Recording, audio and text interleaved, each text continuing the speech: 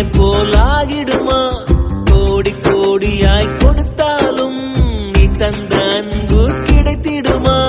ரத்தத்தை நான் தந்தாலுமே உன் தியாகத்துக்கு ஈடாகுமா?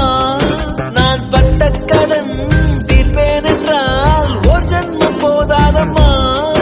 நடமாடும் கோயில் நீதானே. 100 சாமிகள் இருந்தாலும் அம்மா உன்னை போலாகிடுமா?